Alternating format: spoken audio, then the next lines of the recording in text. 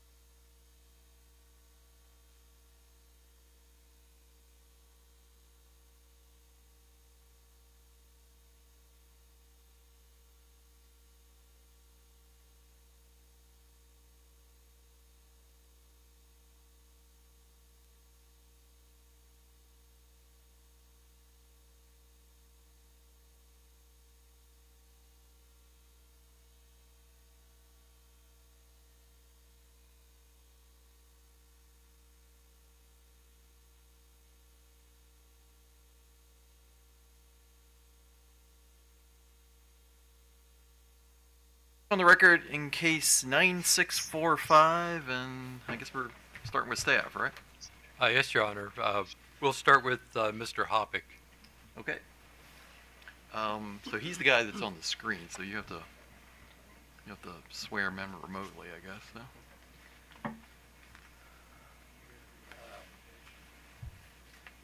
Okay. Please raise your right hand. Do you solemnly affirm under penalties of perjury that the statements made in this matter today are the truth, the whole truth, and nothing but the truth? I do. Please state your name, spell your first and last name, and give us your business address. My first name is David, David. Last name Hoppock, Hoppock. My business address is 6 St. Paul Street, Baltimore, Maryland, 21202. Thank you. Good morning, Mr. Hoppick. This is Michael Dean on behalf of staff. Do you have before you a document entitled The Direct Testimony of David Hoppick, dated July 24, 2024, consisting of 6 pages and an attachment?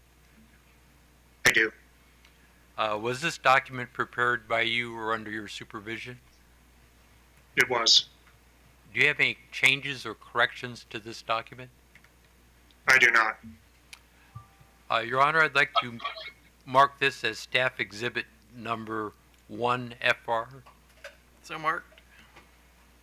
Mr. Hoppick, does this constitute your testimony in this proceeding? It does. Thank you. Your Honor, staff would like to move this into the administrative record, So admitted. and staff's witness is available for any questions. BGE. Thank you, thank you, Chair Hoover. BG has no questions for Mr. Hoppick. OPC. Thank you, Your Honor. OPC has no questions. Let's see. Department of Defense, they're not in the room, I don't think. So, yeah, okay. All right, questions from the commissioners. Commissioner Sussman. No questions. Mr. Richard.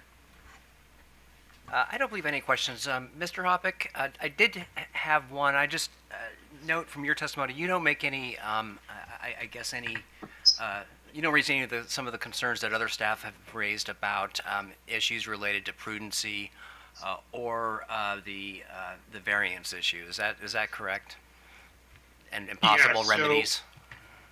Yeah, the rate design for reconciliation is generally pretty straightforward, and the rate design witness is generally looking at the revenue requirement of the staff and then how to allocate and then set rates. So issues of prudency and sufficiency of information regarding the specific costs in a reconciliation filing are generally raised by accounting and engineering witnesses, not typically rate design witnesses. Okay, well, thank you. I just wanted to affirm that since I didn't see it in your testimony and there was no rebuttal testimony. So thank you. Bye. Commissioner Barbie. No questions. None for me, so thank you very much, Mr. Hoppick. Thank you. Staff would next call Mr. John Clementson to the stand.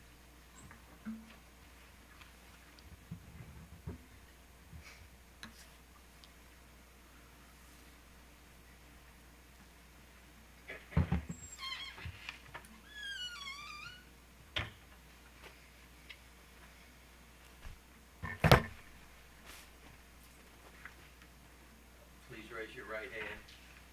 Do you solemnly affirm under penalties of perjury that the statements made in this matter today are the truth, the whole truth, and nothing but the truth?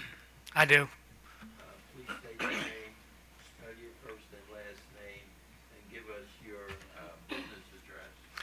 John, John, Clementson, Clementson,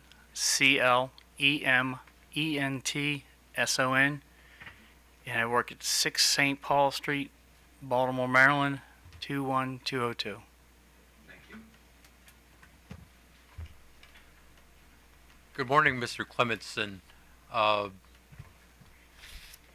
I'm Michael Dean on behalf of staff again. What is your position with the commission? I'm the deputy chief engineer. Thank you. Do you have before you a document entitled The Direct Testimony Exhibits of John J. Clementson dated July 24, 2024, consisting of 7 pages of testimony and exhibits? I do. Was this document prepared by you or under your behalf? Yes. Do you have any changes or corrections to this document? No, I do not. If asked today, would your questions have the same answers? Yes. And this constitutes your testimony in this proceeding? Yes. Your Honor, I'd like to mark this document as staff exhibit, staff dash 2 FR. So marked. Thank you, and staff would like to move staff exhibit 2 FR into the administrative record. So admitted. The witness is available for cross-examination. BGE, No questions, Your Honor. OPC. No questions, Your Honor. Questions from the commission. Commissioner Richard. Thank you, Mr. Clementson. I just wanted to ask about one of your conclusions. You say, however, in light of the size of the cost overruns I have discussed, I agree with other staff witnesses that some form of cost control may be warranted. And so at this point, you don't believe that there were any cost controls in this first MYP? I'm not aware of any. Okay. Just as far as the order itself, can that in itself communicate some degree of restraint or cost control that the company should consider when it undertakes its spending? Yes, it could. Okay. Let me just read a few things from the order, and I just want to get your thoughts on your recommendation on cost control and what it might be missing, I guess, or why do you think the order wasn't clear enough? Let's see, I'm going to go over the prudency section here. Okay, so this was in the decision of the MYP order. It says, irrespective of the value of individual work plans that BGE has proposed, the Commission is concerned that the magnitude of work plans included in the MRP, okay, and their pacing will unduly burden BGE ratepayers at a time of economic stress. And then we can jump down. Certainly BGE has a duty to provide reliable service, but the Commission finds that the breadth and pace of its work plans is ill-timed for the current economy. Accordingly, the Commission concludes that BG must reduce the financial impact to customers by reducing the speed of its spending. And then it goes on, this approach, and it talks about some of the specific guidance in the order itself, and it says this approach recognizes the value that BG has placed in these projects and allows the company to review and prioritize its work plan within the guidance provided here. This approach balances ratepayer interests in avoiding excessive financial impacts. And then finally, we get into, it says, given the reduced revenue requirement that the Commission has approved today, BGE may have different views on how to cost effectively spend the available funds. But then it goes on, it says, BGE will be in compliance as long as it does not exceed the reduced capital budget revenue requirement. So that was the guidance that was provided, and I didn't want to go read through the whole, but in numerous places, I think there were concerns raised by the Commission when this order was issued about, wanting to provide, the necessary funds for this pilot, but at the same time, trying to make sure that it was communicated clearly to the company that there needed to be an adherence to a budget. So, just from a staff position, is that clear guidance to the company about any kind of restraints on on how it would, fulfill its, I guess its spending programs? I would say from a layman's aspect, it's basically, I'll take it as, you've been warned, let's keep this under control, in a sense.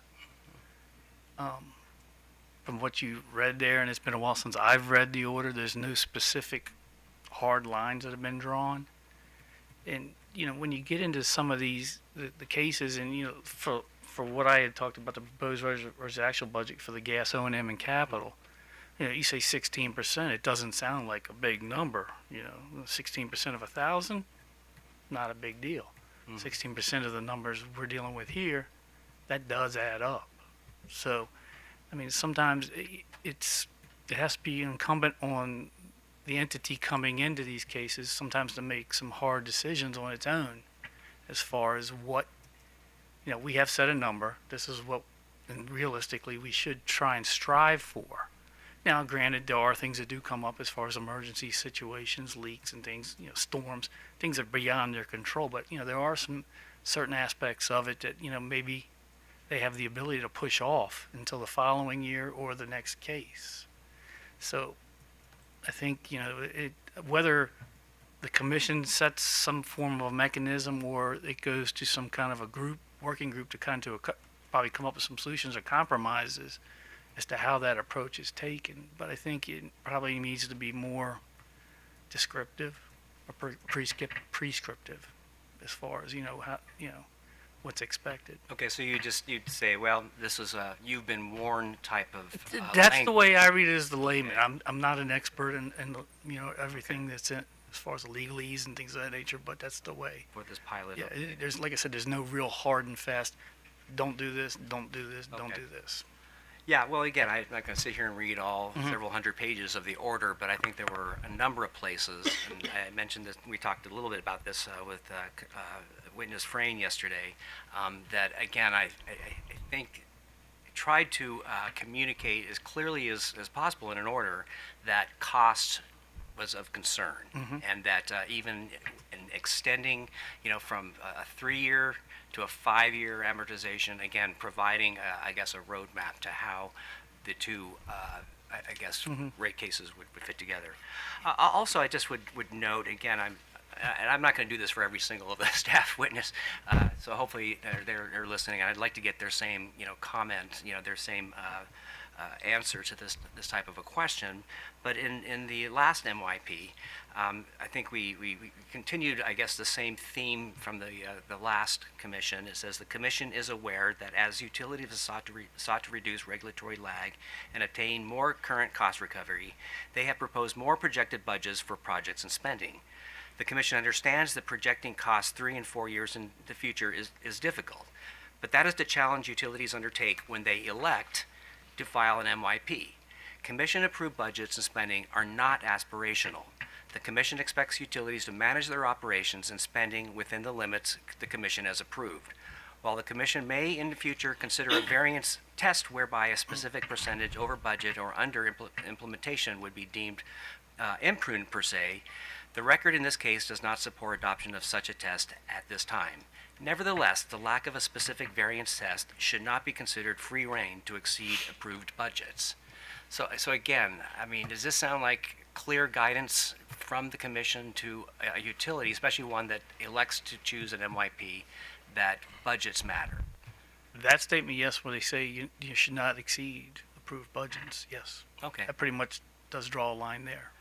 Okay, yeah, and I assume there will be briefs, and I would like to hear from all parties on that as well, because, again, as at least the one commissioner that was a part of the first MYP pilot, I do find it somewhat frustrating that right now we're sitting here talking about such a huge variance when I feel like we took such pains to say these costs really matter.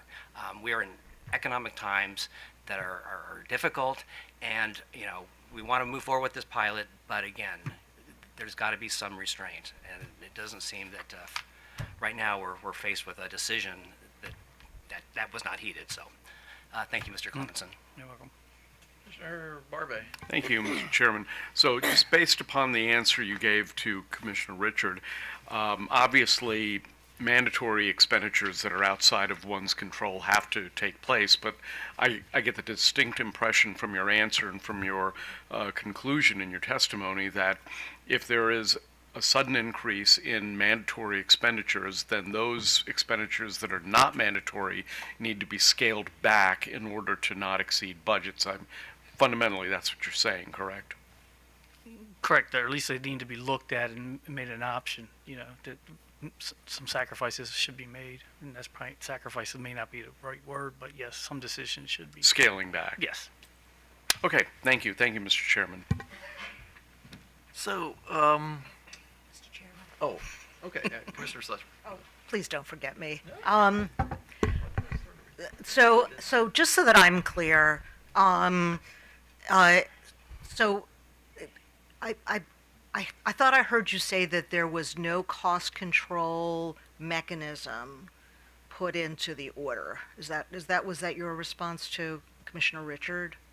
I indicated that there was no No prescriptive. hard, but prescriptive. okay, but is it your understanding that there was some obligation on the utilities part to try to control costs?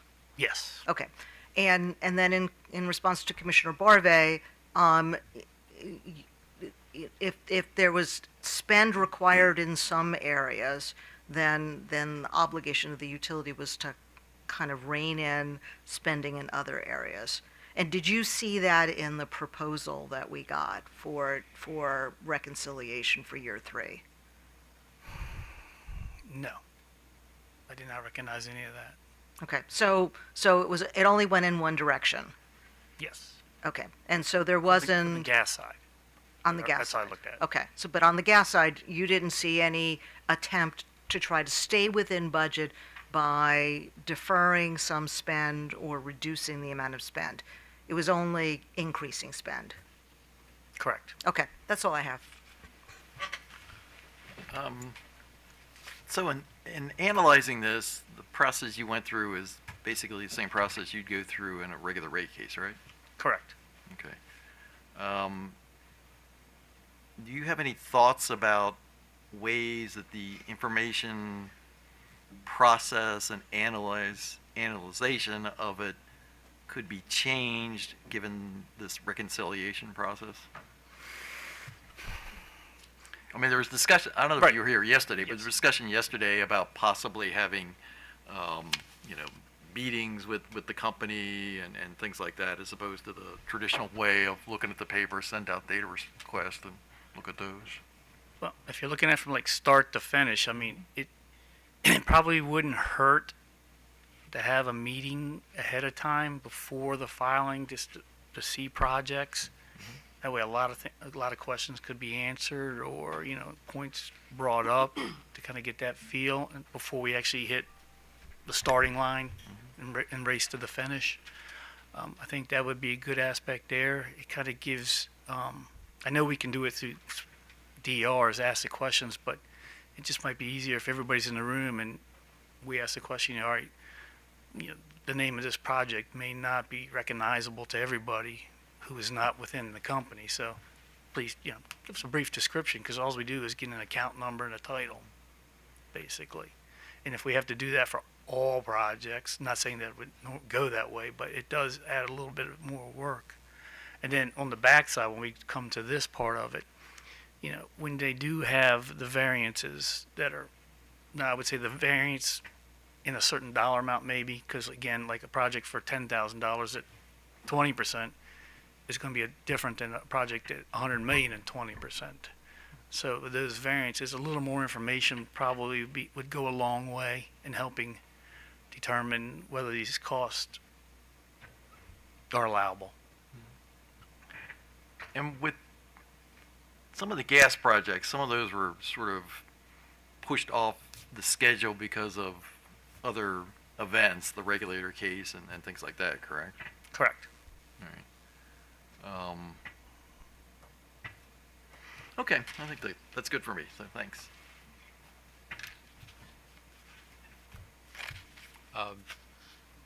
May the witness be excused. Yeah. No, we're all done. So. Thank you.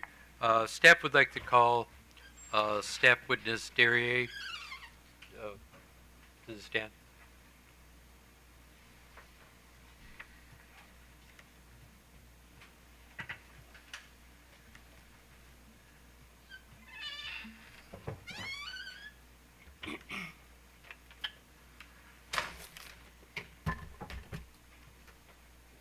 Please raise your right hand.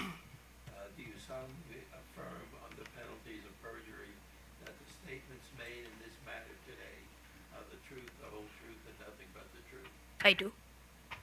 Please state your name, spell your first and last name, and give us your business address. First name is Samrawit, Samrawit.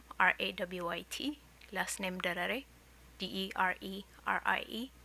Business address is 6 St. Paul Street, Baltimore, Maryland, 21202. Thank you.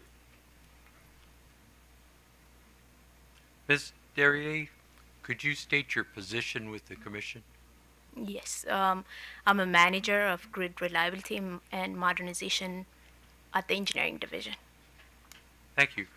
Do you have before you a document entitled The Direct Testimony and Exhibits of Samarit Derrier, dated July 24, I do. 2024? Yep. I do. Was this document prepared by you or under your supervision? Yes. Do you have any changes or corrections to this document? No.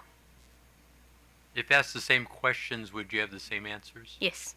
And does this constitute your testimony in this proceeding? Yes. Your Honor, I'd like to mark this as staff exhibit number staff 3FR, So marked. and I'd like to move staff exhibit 3FR into the administrative record. So admitted. The witness is available for cross-examination. BGE, No questions, Your Honor. OPC, No questions, Your Honor. questions from the commissioners. Commissioner Sussman, No questions. Commissioner Richard. None, unless you, would you like to comment on, again, the previous orders we issued as far as providing guidance to the company as, not only, I guess, with respect to program and cost and variance, but, do you have any comments on that? I think I share what Mr. Clementson said about signals, and I think the commission tried to provide some guidance about staying within approved budget. Okay. And then also in the previous, I didn't really get into just how I think it was pretty clear in the previous order that prudency was going to be part of the reconciliation process. I know you don't get into it as much, but in your recommendation, you talk about what should be included in a reconciliation. And therefore, I presume that it wasn't included to your satisfaction in this reconciliation that you reviewed for BGE. Is that correct? That is correct. Okay.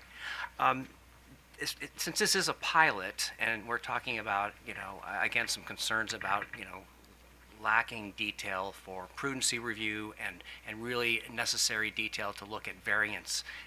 And again, as a pilot, do you think there'd be value to the staff, to you, in having the company come back and provide more information to again, I guess, justify what they're requesting?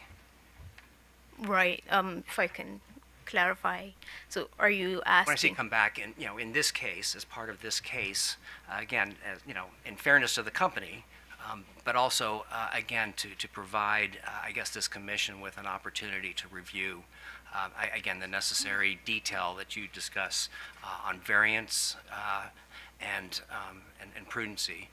Would that give staff would that be a benefit to staff? Right. We looked at cost. I personally felt like there was a minimum benefit information associated with proposed cost.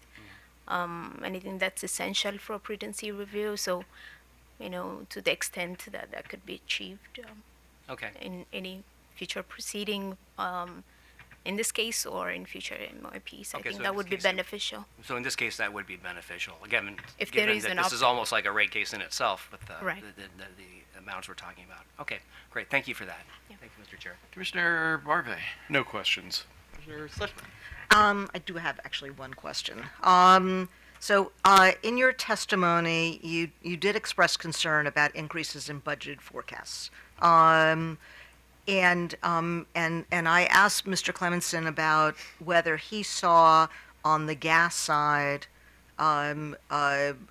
attempts to stay within budget by reducing some of the spend in areas that were not critical. Or did you, on the electric side, did you see any attempt to rein in spending by, or to keep to budget by reducing some of the spend in areas where it didn't need to be spent?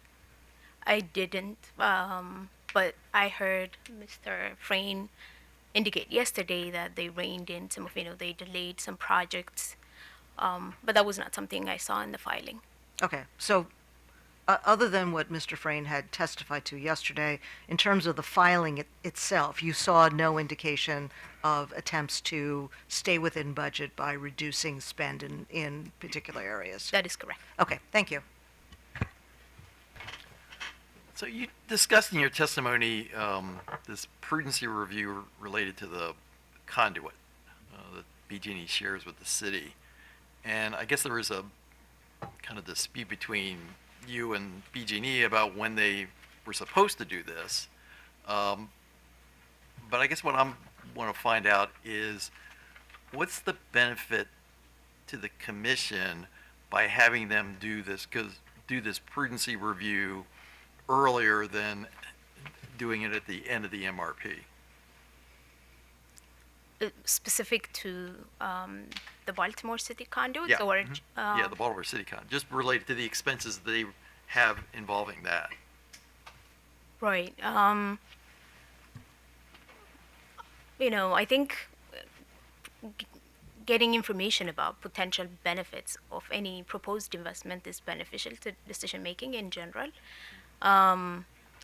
Specific to this Baltimore City conduit project, we did in case 9692, I did recommend that the company provide a benefit cost analysis before being allowed to recover any cost associated, and I didn't see that in this filing. I thought, that would be provided, but looks like the commission's order indicated that it would be done in 9692. So I didn't do any prudency review of the Baltimore City conduits in this case. No, but I guess what I'm looking for is, given the fact that it's a joint ownership, there's joint responsibilities for it. I mean, obviously the city owns it, BG&E has now got this sort of contractual relationship with the city, but I'm assuming there's different entities that will require work to be done there. It's stuff that BG&E may want to do, stuff the city wants to do, and so what's the process that we should undertake to make sure that the costs are being controlled, even though you got these other players involved in the process? Right. So I think the same process that I think we would implement in any other MRP proposed project. They should stay within the variance. I think the new agreement would allow BGE to take ownership of construction, the capital investments that they would like to make, to prioritize. They used to rely on the city to do that. So I think that's a good thing that they have the ability to do that. So we should be able to get the benefits in terms of reliability benefits, and then the cost control, stay within the approved budget would be what I would look for in future filings. Okay. I don't know if I answered the question. No, that's fine. Right. I guess what I'm concerned about is, is there a danger that this new arrangement is going to allow the city of Baltimore, and I'm not casting aspersions on the city, to push responsibilities and requirements to make improvements to the conduit to BG&E, figuring that this is an easier way to get this stuff done because they've theoretically got an easier way of getting it paid for, as opposed to the city having to spend its money on it? Yeah, that's definitely a concern. And so I guess what I want to find out is there some mechanism we should create to try to keep an eye on that instead of waiting to the end of the multi-year rate plan and sort of seeing, oh, well, here's all this stuff we spent money on, and then trying to, sort it out at that point? Right. I think it's a two-party agreement. Baltimore City is a party to that agreement, and I think it should be looked at it. I'm not a lawyer, but I would assume that, you know, the city should, you know, I think, I don't know what the word is. I think they should keep their end of the agreement, and Baltimore City, you know, has obligations to the commission and its customers to kind of be in compliance or to stay within the approved budgets. And I think that's what Baltimore City can, the company could communicate with the city. You know, it's not unlimited funds. It's something that would be approved by the commission. So that's, you know, that's a requirement that they should, you know, they stay within a certain budget and maintain reliability, and you know, the city should do its end to I think whatever investments they're still, you know, they're still going to make some investments from the agreements that I've seen. So that's what I would say about that. Okay, all right, thank you very much. Yes. All right, thank you. All right. Oh, Yeah, am I no, done? Yes, Yeah, you're yeah, done. yeah. You're You're- excused. Thank you. Yeah. Good morning, commissioners. I'm Jennifer Purvis, appearing on behalf of staff. Staff calls witness Evan Thomas. Stand.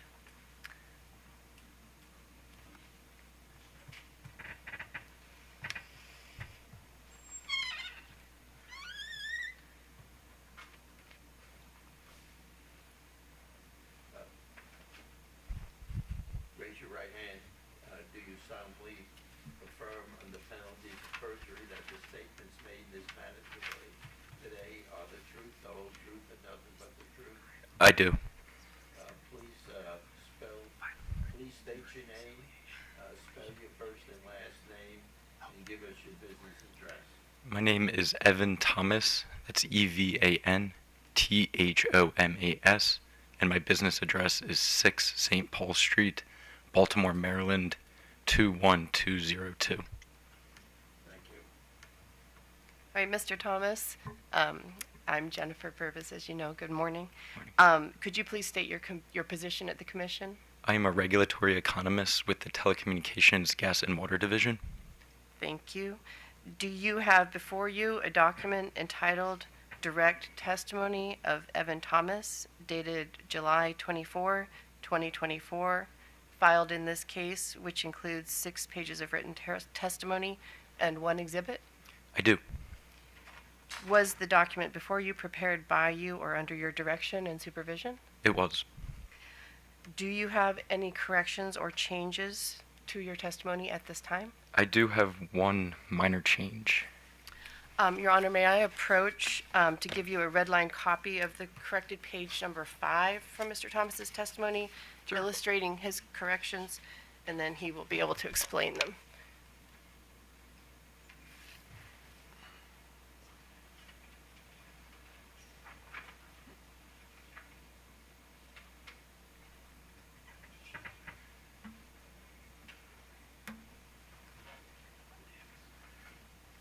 Him and then, Keep one for yourself, yeah. unless you want me to scribble all over.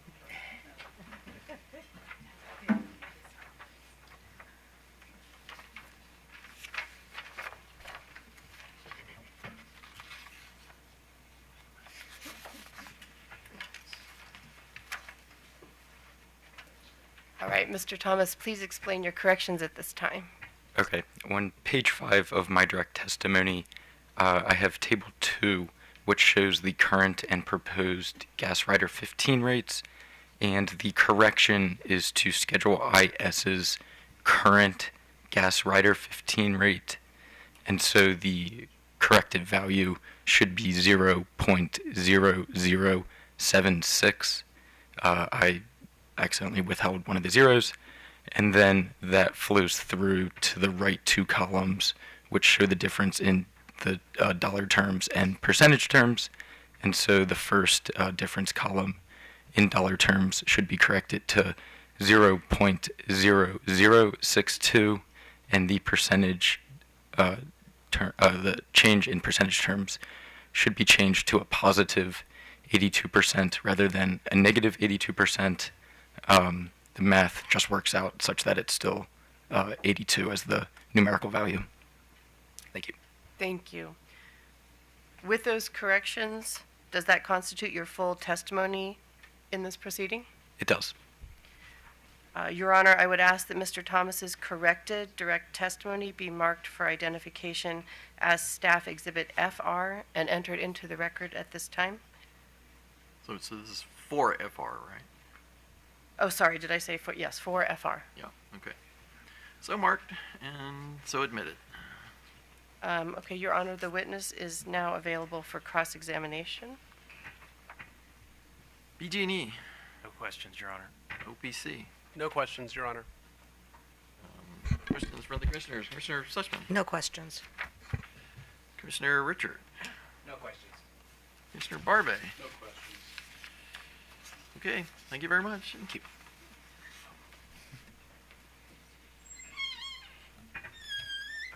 Your Honor, staff would like to call Mr. Valcarengi to the stand.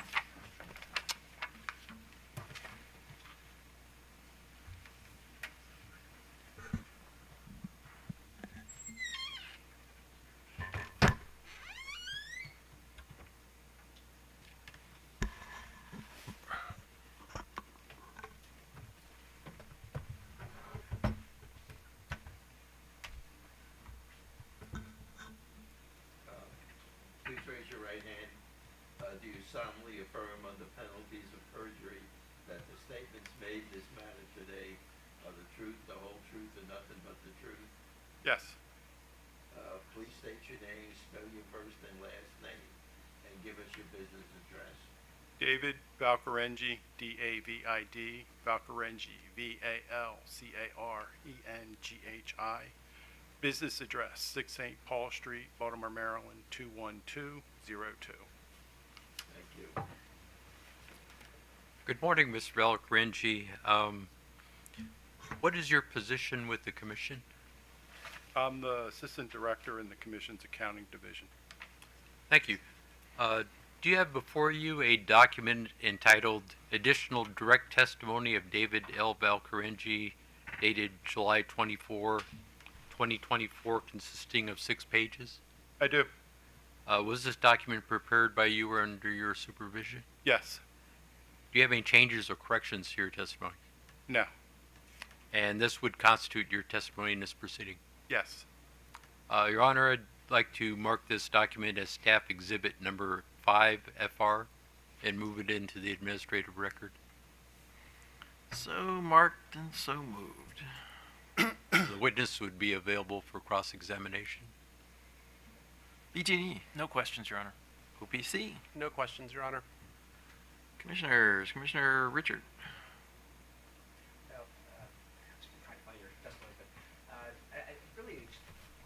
I have the same question, really.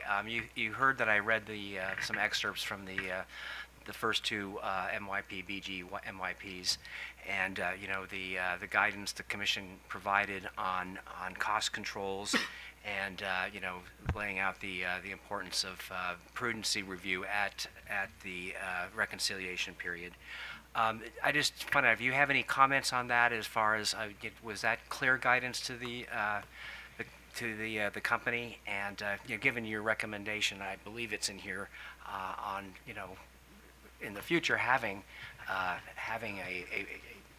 cap, I guess, having some kind of a cost control mechanism. I just wanted to get your thoughts on that. Well, there certainly are statements in the Commission's orders about adhering to budget and so forth. But there's also a reconciliation mechanism in there. The reconciliation mechanism, part and parcel, provides the certainty of recovery. And while the commission said, adherence, we want you to adhere to the budget that you've committed, things change, and it's difficult to hold somebody to the budget because conditions change. there are things that could be done to create better cost certainty, and I think we'll get into those kinds of discussions next week during the lessons learned proceeding. And then the other question I already asked is, given the magnitude of this reconciliation request and the expectation of having some, more detail with regards to our ability to do that cost, the prudency review, and also a better understanding analysis of why there was such a large variance, would there be any benefit in this proceeding, in this case, to staff and having additional information before we actually make a decision in this pilot? Well, it depends on what kind of information you're looking for. I mean, I always welcome additional information. Well, no, you said in your own testimony that sounded like you would have liked to have had additional information. So, and we didn't really get a lot of analysis from staff. Just this, desire or this, wish that there were some kind of a mechanism to require the company to provide the additional detail. And we also heard from OPC that they didn't get the information they needed. Certainly,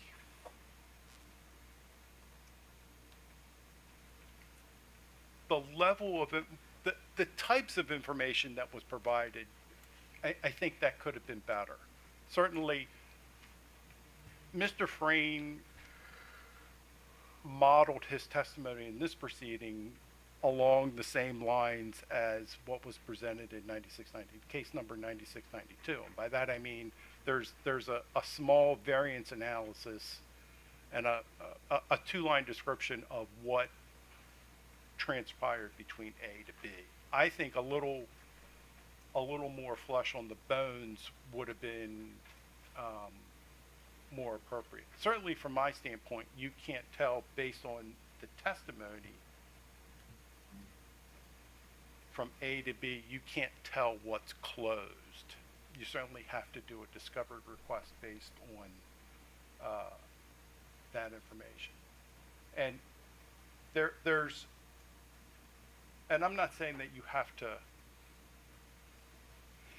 stand by what the budget is, but the testimony as provided doesn't give you a roadmap as to here's the starting line in terms of what I would call it, the project lineup that is conveyed into rates. You can't see the evolution of changes that go from A until the end at the end of 2003. And that's not saying that the way they changed is wrong. Just you can't, it's difficult to make that change from A to B, recognizing that COVID, for example, COVID shifted a lot of money and caused them to defer projects, but you can't tell that within the numbers. Okay. So this roadmap, as far as the expectation in the MYP guidance, when we created the MYP and then also in the previous orders, the ability to do this prudency review as expected, we would do at the reconciliation process. You're saying that this, you would like to have this additional roadmap information to make a more thorough analysis? It would be useful. You'd always like to have information. I'm just trying to use some of the words you used. Well, certainly more information. You can never turn away additional information. Okay. I'm not sitting here saying that the variances or the spend that we're seeing is inappropriate. Just in terms of evaluating the costs that are presented, it would have been better if we had a roadmap to go from A to B and see what we had to defer here and move spend into this, and these are the ultimate projects that were closed and moved into plant service. Okay, thank you. No other questions. Mr. Barve. Yeah, thank you, Mr. Chairman. Mr. Valcarengi, in your testimony, you say that given the magnitude of the overruns in this instance, that some form of a cap on recovery of excess spending might be necessary. How would you envision that? How do you envision us doing that?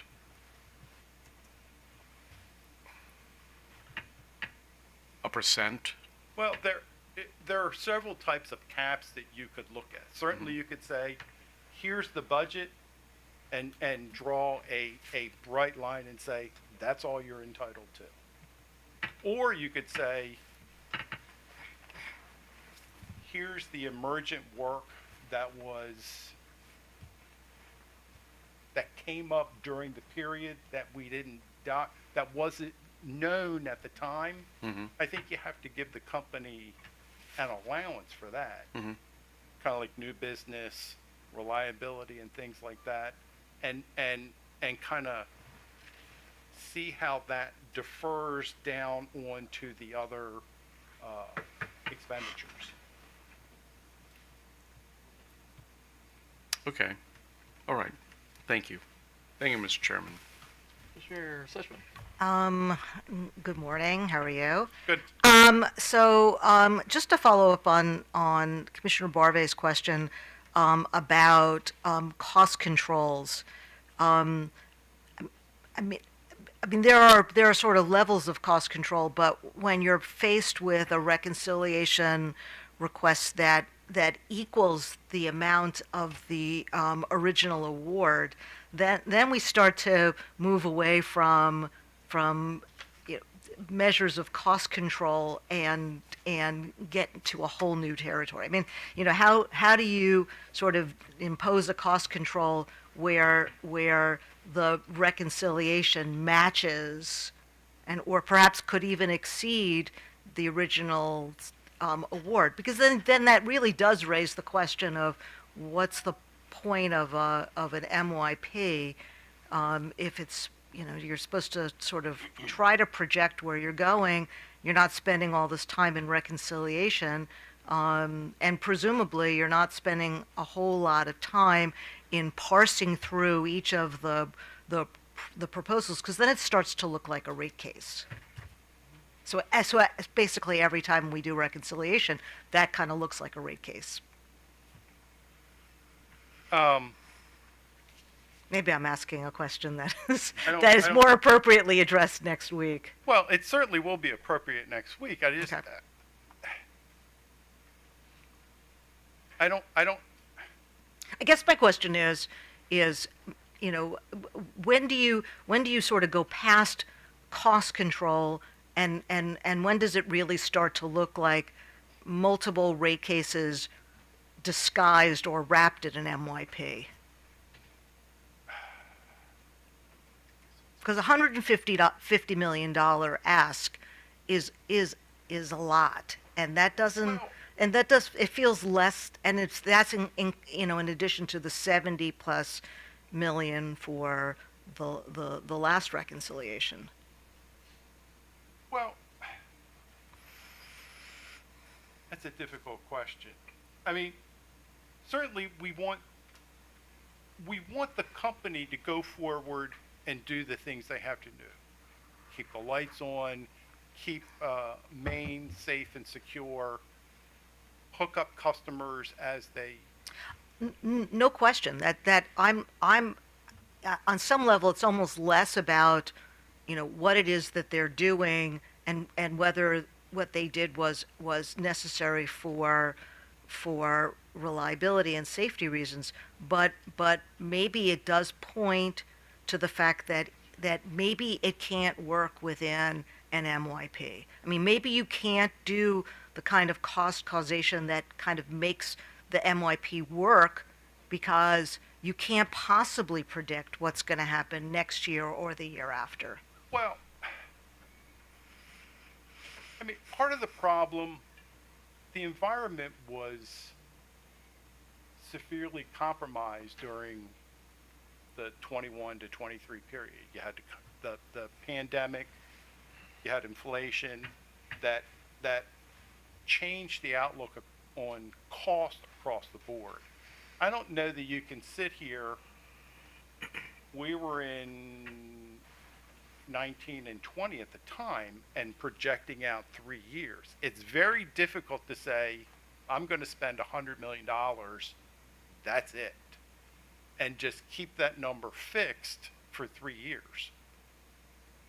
The problem is conditions change, costs change, and they're going to have an impact on cost. Certainly, and I do hear you, and it is part of a challenge of a multi-year forecast is that, you know, you're trying to impart rates looking out 3 years, but trying to cap the impact, if you will, to the customer. And it's a difficult proposition. I think there are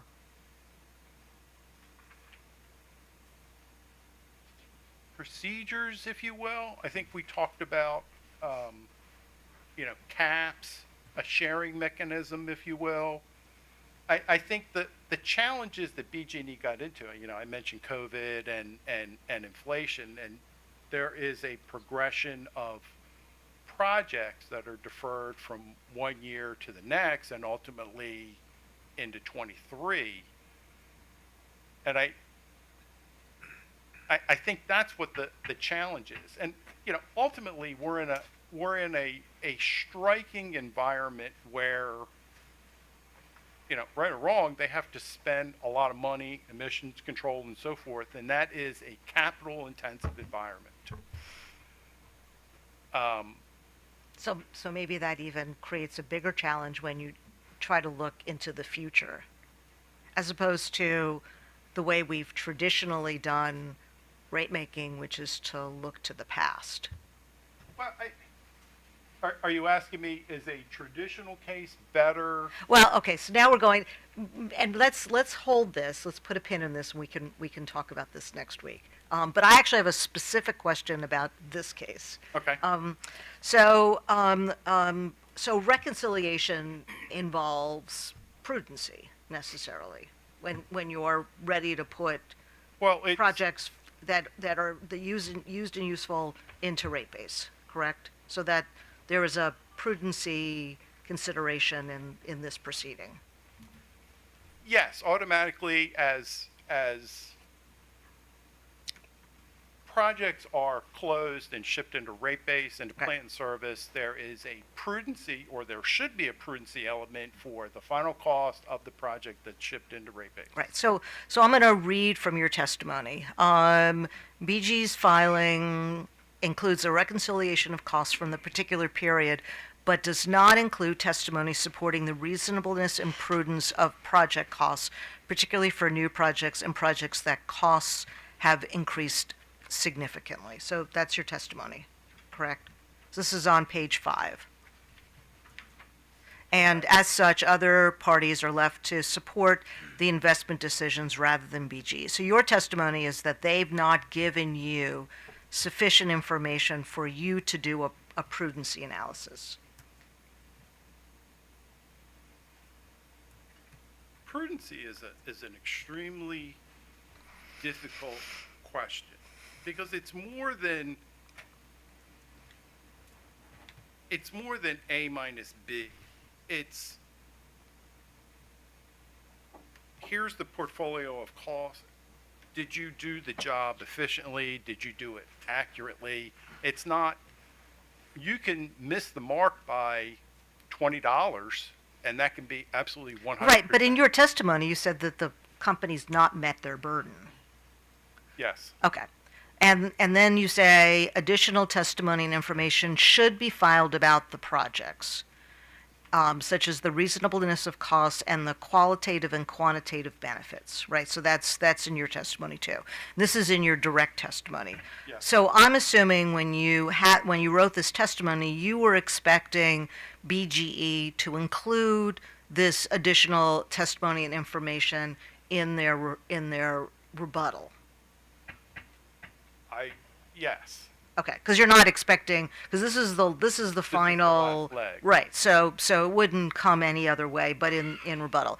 And did the company submit the additional testimony and information you needed in their rebuttal? No, that the company responded, they filed certain testimonies from a number of witnesses that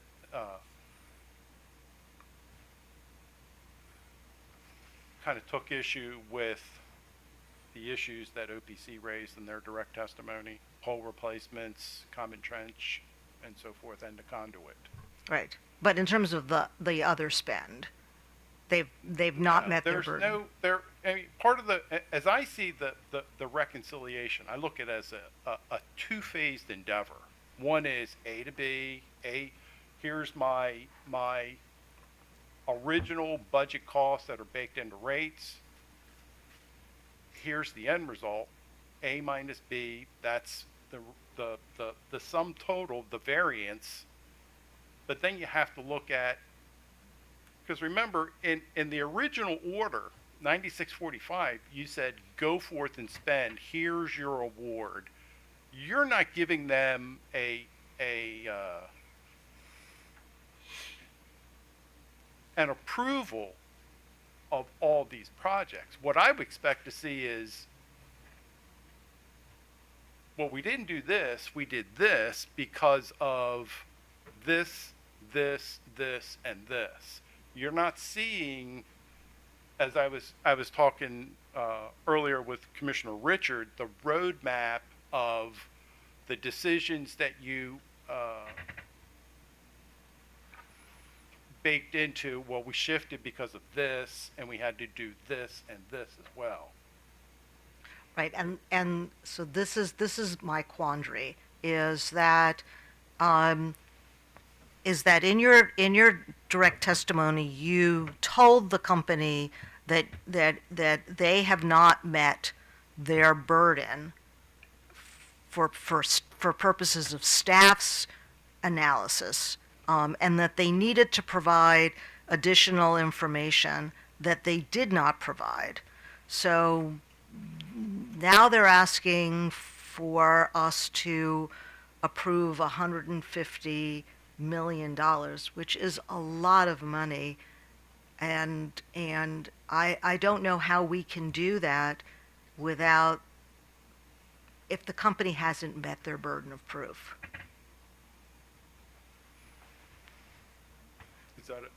I guess that's my question.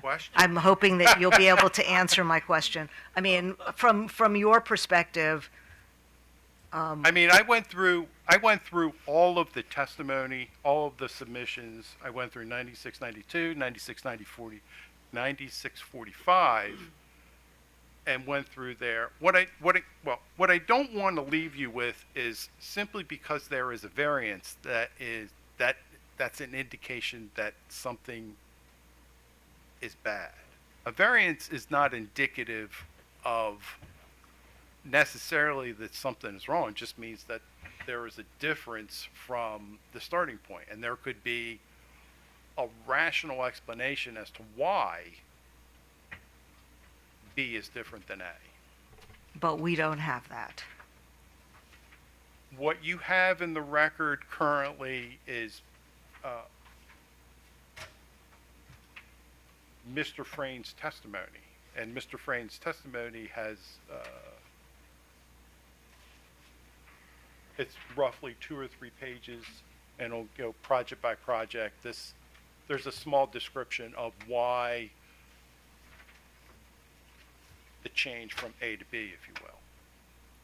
But you need more in order for you to render an opinion about whether this is a prudent spend.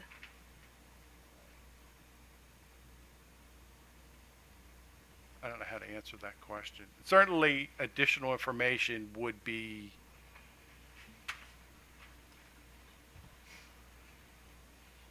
But you said in your testimony. Open the door and provide more Well, but information. I need clarity from you, because in your testimony you said they'd not met their burden. So I'm assuming that that's still your testimony. They've not met their burden of proof. And they actually sort of imposed it on others. Staff, for example. Well, I think that's what the MYP automatically shifts the burden to the the other stakeholders in the proceeding. We're faced with the dilemma of trying to ascertain whether the spend is reasonable, rather than the company putting forth a case in chief that says we spent 5 and 5 is right because of X. We don't, all we're getting today is A minus B. No, but it's the company we didn't shift the burden. The company shifted the burden by not giving you the information you needed. Is that what you're saying? I just need to be clear. I've got a little confused on that one. Well, what I'm saying is, the case in chief that's filed simply gives you A minus B. And by shifting the burden, what I'm saying is, rather than the company making a case that their spend is reasonable because of all of this, the other parties are faced with the task of right. So the company has not met its burden in this case. Okay. Yeah, the answer is yes. Because okay. Thank you. Commissioner Barbe.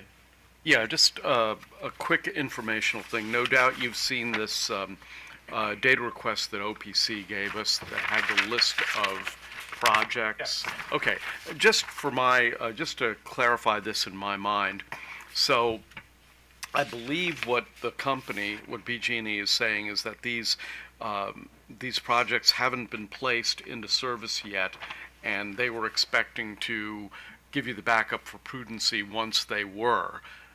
So they haven't yet, but these instances where you're saying you don't have enough backup for prudency, they don't relate to any of these projects because these aren't being considered yet, correct? Right. These items here in OPC 7-5 are what I would call unfinished products. So Right. prudency would occur At that presumably in the reconciliation in case number 9692.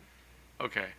Okay, so basically, the reason I was asking this was only to clarify in my mind that the insufficient prudency that you're highlighting has nothing to do with this. It's okay, all right.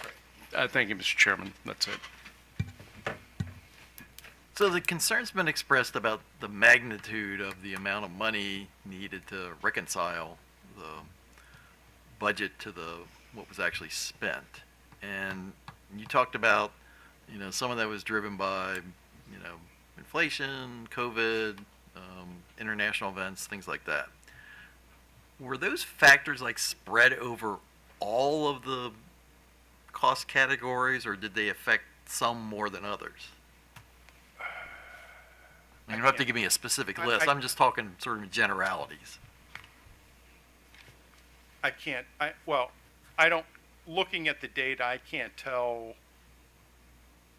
did project 1, did the dollar shift from this into project 25? I can't tell you that.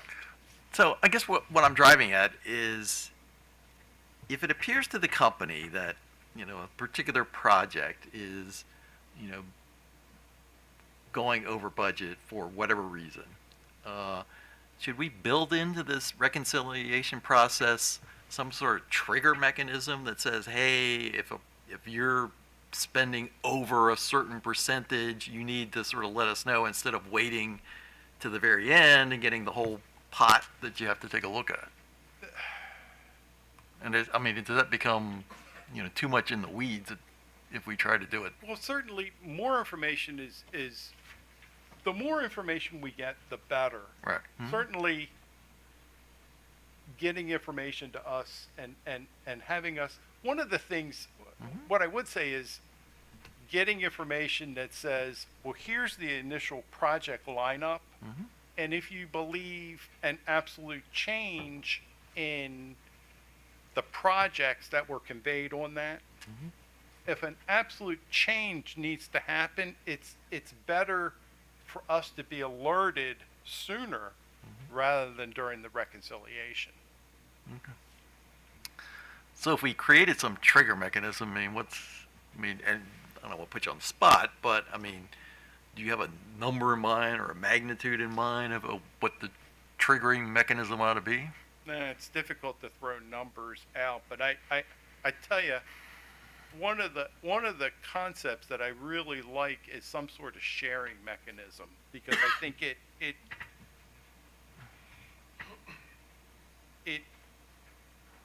kind of, the incentive kind of makes them more adhere to their, I'm not saying that they didn't adhere to their budget, but it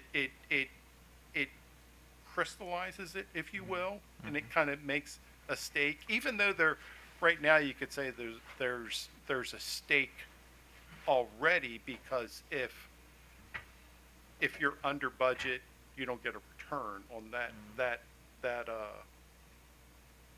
delta, and that's kind of a built-in thing. But but the other thing is, from our perspective, we don't have all the information. Once you start talking about developing sharing mechanisms and so forth,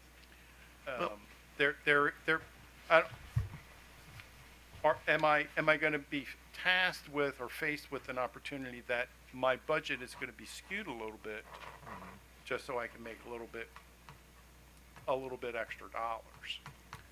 So, to a certain extent, we're prisoners of our own personal experiences, and I actually had some experience with a sharing mechanism in the telecommunications situation, where Bell Atlantic pitched an idea where they wouldn't raise rates and we wouldn't lower rates, and they created this sharing mechanism where if it went up a certain amount, they would give so much to the customers, and the problem was that whenever it came time for the sharing, they would come in and make a filing and say, oh, by the way, we got all this stuff, mainly related to depreciation, which they had lots of stuff.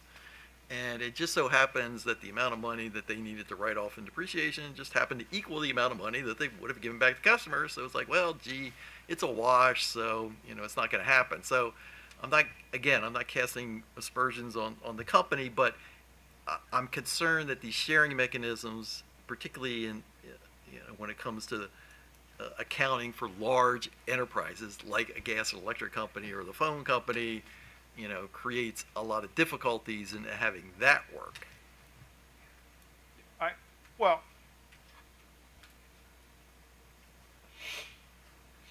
you are perhaps right on that point, but I would note that at least in the telephone one, there was some kind of built-in productivity factor.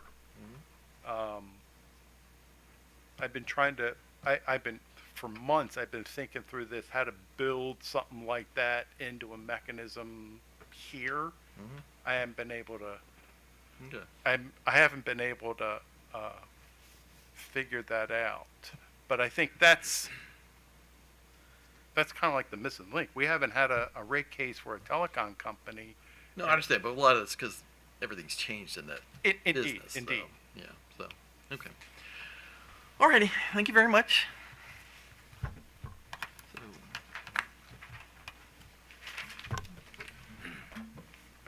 Your Honor, staff's last witness is Mr. Smith.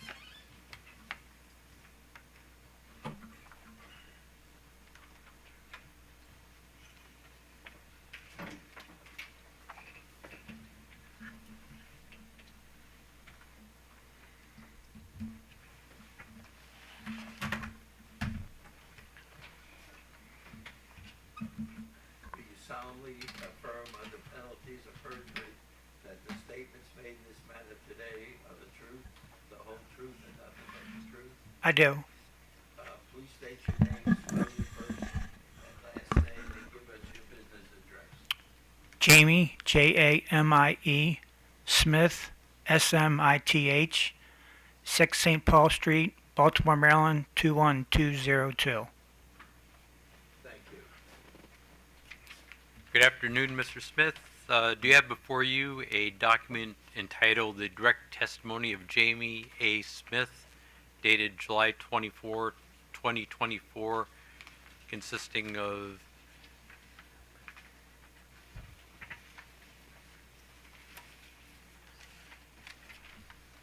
8 pages of testimony and exhibits? I do. Was this document prepared by you or under your supervision? It was. Do you have any changes or corrections to this document? I do not. If asked the same questions, would the answers be the same? They would. And does this constitute your full testimony in this proceeding? It does. Your Honor, I'd like to mark this document as Staff Exhibit number 6FR and request that it be moved into the administrative record. So marked, so admitted. The witness is available for cross-examination. BGE. Yes, Your Honor, we have a few questions. Good morning, Mr. Smith. Good morning. No, actually, good afternoon. Good afternoon. Mr. Smith, you were a witness in BGE's second MYP case, 9692, correct? Yes, I was. Okay. In case 9692, the reconciliation of 21 and 22 took place, correct? Correct. Now, did BGE provide the same information for the 21 and 22 reconciliations as it did for the 21 and 23 reconciliations? Or reconciliation? I believe it did. Okay. And that was the information that BGE staff, OPC, anyone else who was involved in the lessons learned had agreed to and included in the minimum filing requirements? I believe so. Okay. Mr. Smith, how long did staff have to conduct discovery in this reconciliation proceeding? Roughly.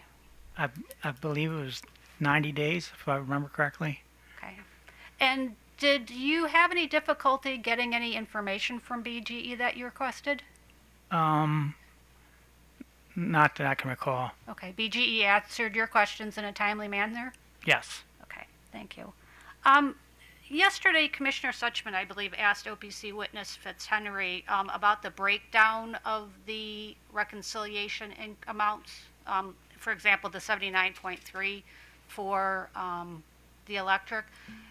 Do you happen to know what the breakdown was? Like, what the causes were in terms of, rate base? I believe the majority of it is related to L&M, and a bit large portion of that is related to the storms. Okay, thank you. In your preparation for drafting your testimony, did you review company exhibits JCF 2 and 3 that were attached to Mr. Frayn's direct testimony? Yes, I did. Okay, and those show the variances, that are at issue in this case for capital and O&M, correct? Yes. Okay, JCF shows the categories, the category variances, and then JCF 2, or JCF 3 actually goes project by project, correct? Correct. Okay, and JCF 3, the project by project, were the variances for every single project? I'm trying to remember if it's negative or positive, but they were each of the variances showing that BG overspent? Not on all of the projects, no. So there were some projects that, BGE underspent? Correct. Okay.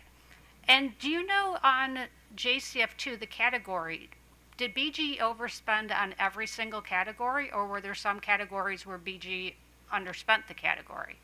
I believe that there were certain categories they underspent. Okay. That's it, Your Honor. Okay. OPC. Your Honor, could I have a minute to confer with my co-counsel?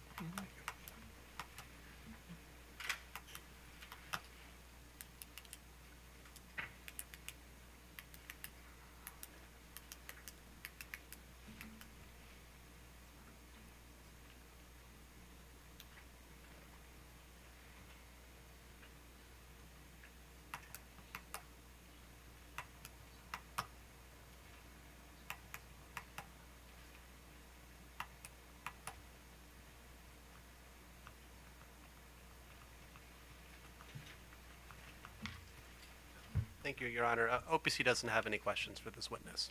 Okay. Any redirect? No, Your Honor. Questions from the commissioner? Commissioner Sussman. Good afternoon, Mr. Smith. Good afternoon. So in your responses to Ms. Cora's questions, you spoke about the discovery process, and then you reviewed what you had, and then in your direct testimony, you said that the filing, BG's filing, this is on page 6 of your direct, does not include testimony supporting the reasonableness and prudence of the capital project costs, particularly for new projects and projects that costs increase significantly. So can you explain to me what you meant by that, given the discovery, so given your review of what was submitted by the company in their direct testimony and what you saw, what do you believe was still missing? Well, I believe, similar to Mr. Valcarengi, that I think our thought, or at least my thought, was that when they made the filing for the reconciliation, they should have included additional testimony, not just testimony from Mr. Frayne, to explain the various projects that, particularly for the ones that the variance were the spend was way higher than what they forecasted, or for new projects, because, without that being there, it's more of a burden on staff to have to request that through discovery for staff and the Office of People's Counsel.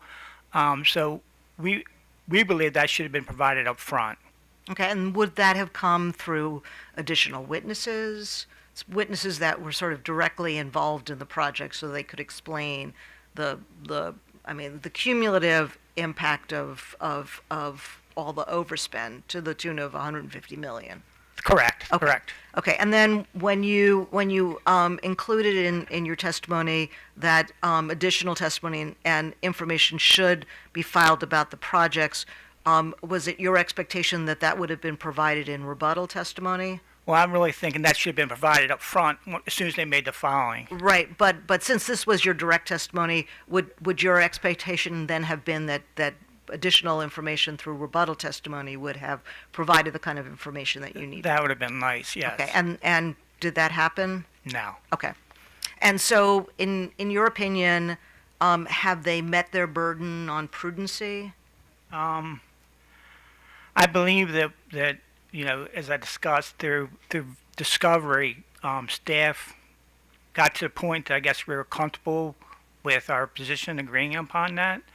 But like I said, the burden shouldn't be on us to have to ask so many discovery questions to get comfortable with what the proposal is. We think that should be something that the company should follow up front. Okay, so even though the company didn't meet their burden, you're comfortable with the ask, 150 million.